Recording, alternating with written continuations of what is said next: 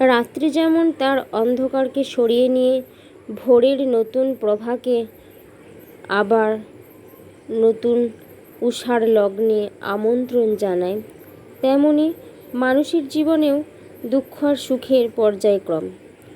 সেই পর্যায়ক্রমের মধ্য দিয়েই আমাদেরকে অতিবাহিত করতে হয়।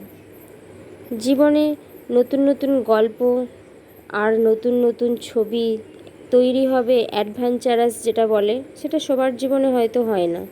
কিছু মানুষের জীবনই রোমাঞ্চকরপূর্ণ হয়। যেমন ধরুন, খুবই অর্থশালী মানুষদের জীবন, তাদের জীবন প্রত্যেকটা দিনে নতুন নতুন অ্যাডভেঞ্চার।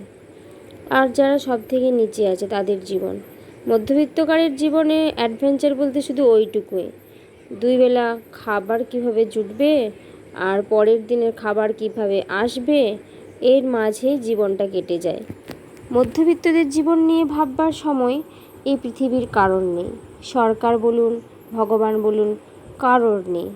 মধ্যবিত্তরা শুধু স্বপ্ন দেখে, স্বপ্ন আঁকে, আর সেই স্বপ্নকে গড়ার লক্ষ্যে একটু একটু করে এগিয়ে যায়।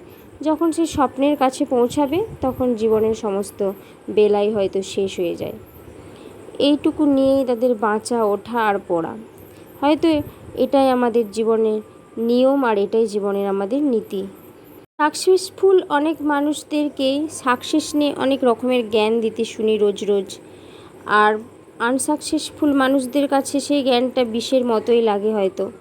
কিন্তু সাকসেস আর আনসাকসেস এর মধ্যে পার্থক্য এইটুকুই, আপনি অর্থ উপার্জন করছেন আর একজন অর্থ উপার্জন করতে অসমর্থ। আমি মনে করি দিন শেষে একটুখানি সুখের জন্য অর্থটা অনেকটাই বেশি চাই, কিন্তু মানসিক প্রশান্তিটা নিজস্ব, একেবারেই সেটা নিজস্ব। অতএব সবসময় আত্মার শুদ্ধিকরণ প্রয়োজন। নিজের আত্মার শুদ্ধিকরণ কিভাবে হবে সেটা শুধু আপনি নিজে জানেন। কখনোই অন্যেরা কি বলছে, অন্যেরা কিভাবে চলছে, তাদের সাকসেস স্টোরি কী, এটার খোঁজ না নিয়ে আমার সাকসেস স্টোরি কী হতে পারে, আমি কিভাবে এই যুদ্ধের মধ্যে নিজেকে ঝড়ের মাঝখানে বাঁচিয়ে ফিরতে পারি, এটাই হয়তো আমার জীবনের সাকসেস স্টোরি হবে। আমি কখনোই কাউকে অনুকরণ করার চেষ্টা করি না, আর হয়তো করার চেষ্টা করবও না, কারণ আমি জানি আমি কি আর ভগবান আমাকে কী জন্য পাঠিয়েছে। বাস এটুকুই সাকসেস